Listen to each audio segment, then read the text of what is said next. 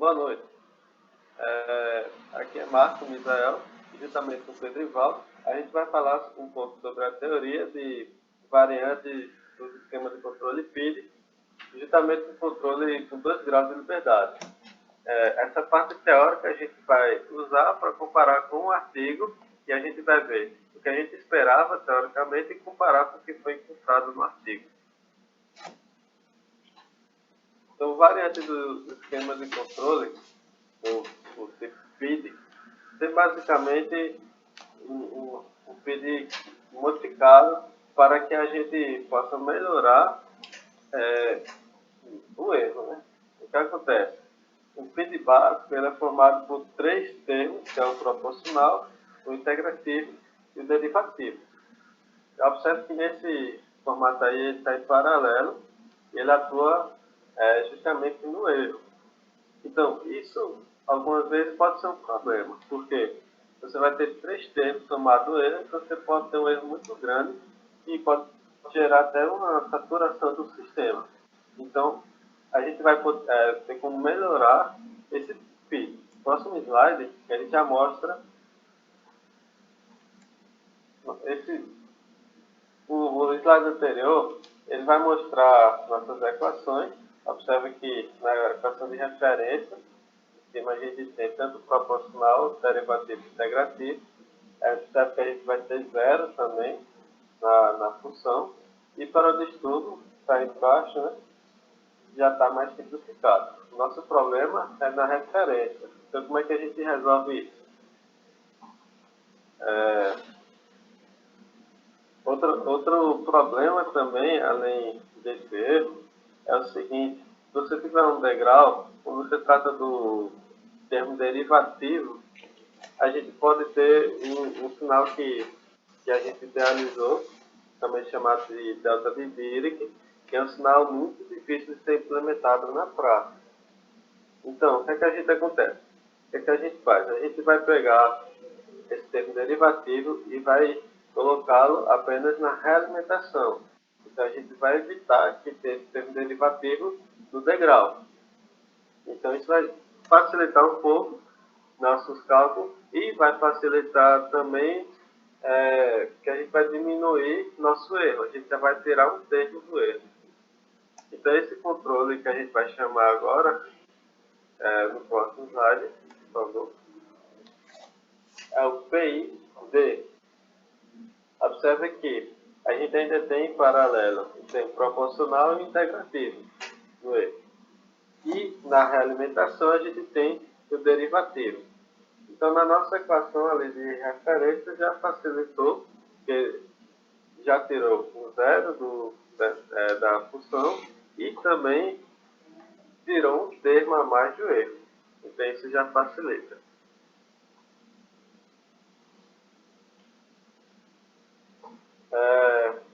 Embora isso já tenha facilitado, a gente ainda pode facilitar mais. O que acontece?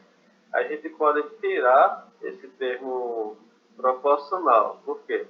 A gente, além de estar tirando outro sinal, que também é idealizado, que é o degrau, que às vezes pode ser um pouco difícil de trabalhar com ele, então a gente pode tirar ele e, além disso, a gente pode tirar um termo a mais do erro.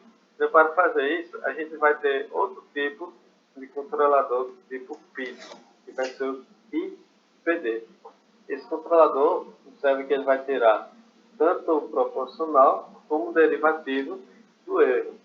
Então, nosso erro agora, ele só vai direto para o termo integrativo. Então, vai ser um erro menor, né? E, além disso, a gente não vai trabalhar com sinais difíceis de ser implementados. Então, esse controle PID é um sinal que promete, né, para a gente que tenha um erro com um menor, né, significa tem um erro menor e vai diminuir as oscilações também, que a gente observa que vai diminuir a quantidade de zero na equação de referência. Então, isso já é um benefício desse tipo de controle. Pode pular. Olá, meu nome é Pedro. eu vou falar um pouquinho sobre o controle com 2 graus de liberdade. Então, algumas plantas industriais, processos que fazem parte de uma planta maior, enfim, diversos tipos de sistema podem utilizar de partes móveis. Então, por exemplo, um membro mecânico, um membro robótico de, de algum processo, ele tem uma resposta, uma função de transferência para cada eixo, como demonstrado aqui na figura ao lado. Então essa figura é um braço robótico em que ele tem 2 graus de liberdade, pois ele consegue mexer no eixo Y, no eixo vertical, e no eixo horizontal, em X. Mas antes de estudarmos de discutirmos sobre o controle com 2 graus de liberdade, a gente tem que ver o controle com 1 grau de liberdade. Então, aqui no sistema ao lado, no diagrama ao lado, nós vemos um bloco de controle, um bloco de distúrbio, de entrada de um distúrbio, e a função de transferência da planta. Então, para a função de transferência da planta sendo fixa, nós podemos calcular quais são as funções de transferência de malha fechada para cada uma dessas entradas. A entrada de referência, para o distúrbio e para o ruído. Usando o teorema da superposição, nós encontramos o seguinte resultado. Gy de R é a função de transferência para referência, Gy de D para o distúrbio e Gy de N para o ruído. A gente pode notar aqui que Gy de D ela é uma componente que é constante, ela se torna constante em todas as outras funções de transferência. Dessa forma, a gente pode dizer que ela é uma função dada, pois ela está presente nas outras duas. Com isso, ela faz com que Gy de R e Gy de N sejam funções fixas, fazendo que esse sistema seja um sistema de 1 grau de liberdade só, pois só tem uma função que é independente das outras. A próxima situação é um sistema com 2 graus de liberdade. Nesse sistema a gente pode ver que já tem um controlador aqui e um outro controlador aqui. E da mesma forma podemos calcular a função de transferência em malha fechada e seguindo o resultado que são esses. E novamente nós notamos que Gy de D ela está presente em Gy de R e em Gy de N. Logo nós podemos chamar essa função de dada. Ela é dada nas outras duas questões também. Com isso, a única questão que vai ser fixa vai ser Gy de N, pois Gy de R ela possui um C aqui, e esse C é completamente independente do distúrbio. Então, nesse caso, nós vamos ter a função dada, que é Gy de D, mais Gy de N. Então, nós temos duas funções independentes. Dessa forma, nosso sistema é de 2 graus de liberdade. Sabendo dessa teoria, nós podemos linkar com uma aplicação prática muito interessante, que é a plataforma solar de Almeria, que usa coletores parabólicos chamados de Acurex. E essa plataforma solar fica no deserto de Tabernas, na Espanha, e é um dos maiores centros de pesquisa de plataforma solar do mundo. Então, lá se estuda e se faz já, né, através dos coletores solares, dessalinização de água e geração de energia a vapor a partir do calor dos coletores que geram vapor e consequentemente, converte isso para energia elétrica. Então, Esses coletores eles são interligados a tubos e possuem um fluido, um óleo, que passa por esses fluidos e que, através da radiação solar, esquenta o óleo e faz todo o sistema funcionar. Então, para ter um maior rendimento, os coletores solares parabólicos são ligados, eles têm um eixo que rastreiam o deslocamento do Sol, ou melhor, o nosso deslocamento da Terra em relação ao Sol, e assim aumentando a eficiência de todo o processo. Esse eixo a gente pode considerar como um sistema de controle com um grau de liberdade só, pois ele só movimenta o coletor solar em uma direção. Então aqui está a imagem de como é que funciona lá o processo. Então os coletores se movem conforme existe a variação da posição do Sol. E a teoria de controle se aplica muito bem nessa planta porque existe uma necessidade de ajustar tudo para alguns níveis de temperatura.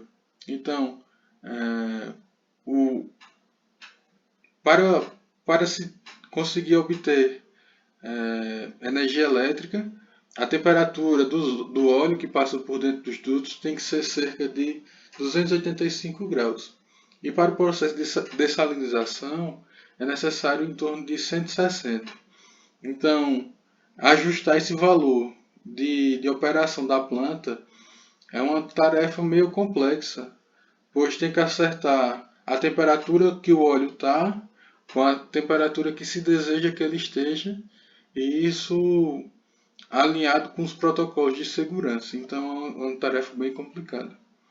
Com isso, foi desenvolvida esse sistema de controle que mostra o diagrama em blocos aqui do lado, e que ele tem um bloco de gerador de ponto de ajuste que ajusta de forma automática a uma temperatura de referência para uma saída que a gente deseja que seja apropriada.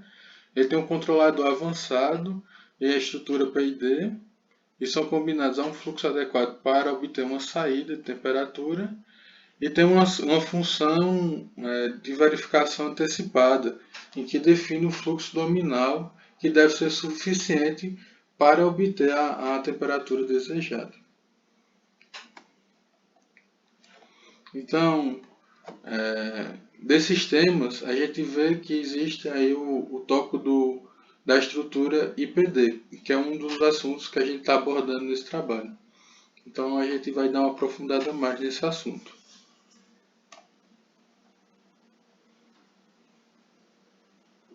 Marco?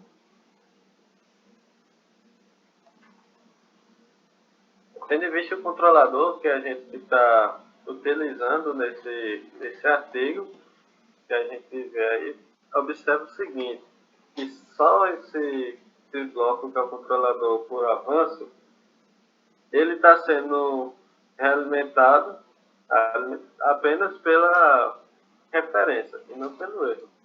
Então ele não é possível de corrigir, né, todo o sistema assim que ele vai sendo ao decorrer do tempo.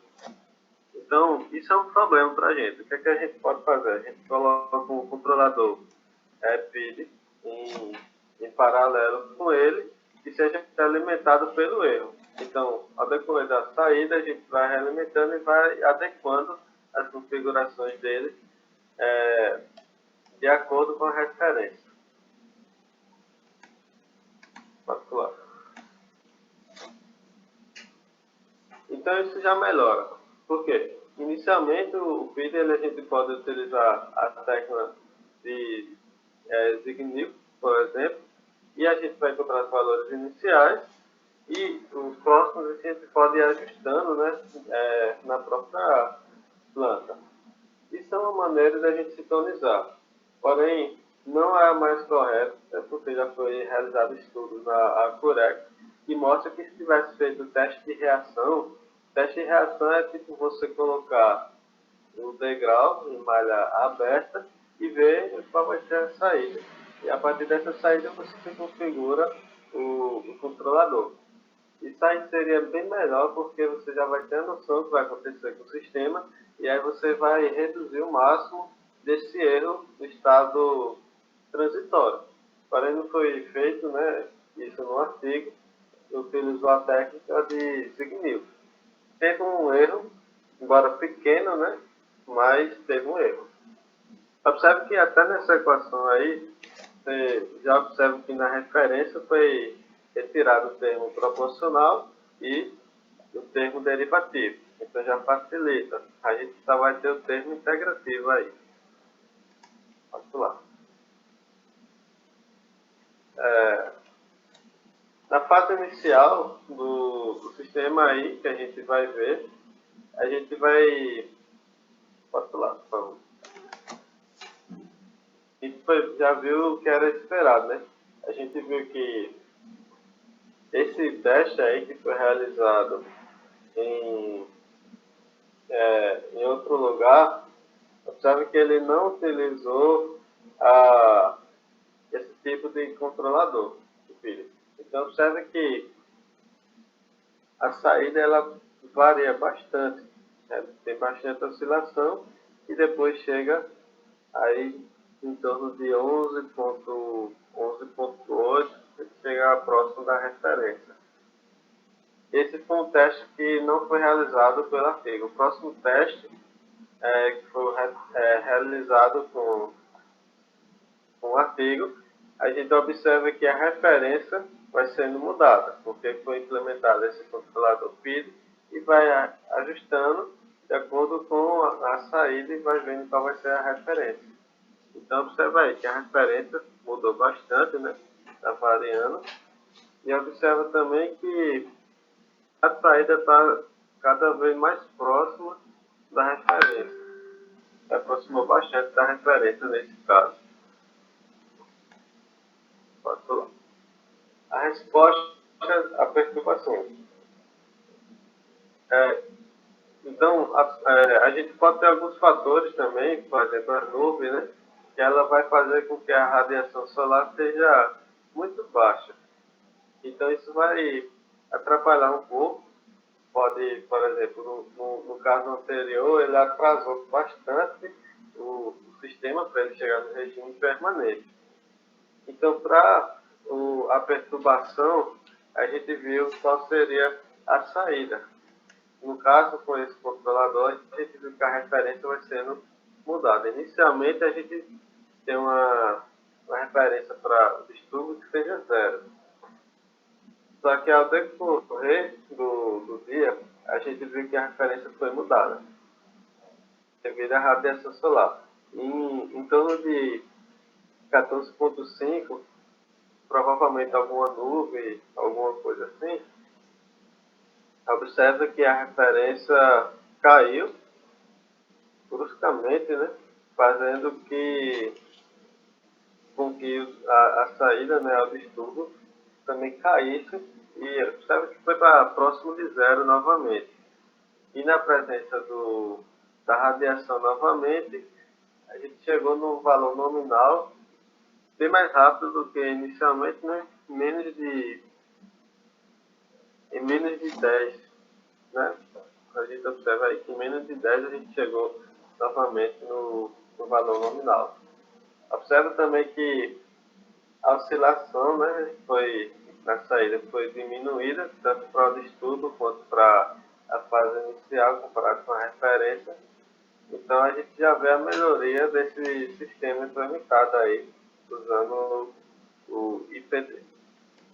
Então, este trabalho a gente abordou as variantes do controle PID, sendo os controles IPD e PID, e essas variações representam soluções para diversos tipos de controle, inclusive uma solução usada em um processo grandioso como é o da Acurex. E também foi visto os controles com 2 graus de liberdade no processo que na Acurex também utilizou um controle com 1 grau de liberdade, fazendo assim que o sistema deles seja mais eficiente. Nós encerramos por aqui e agradecemos pela atenção até esse momento. Obrigado e até logo.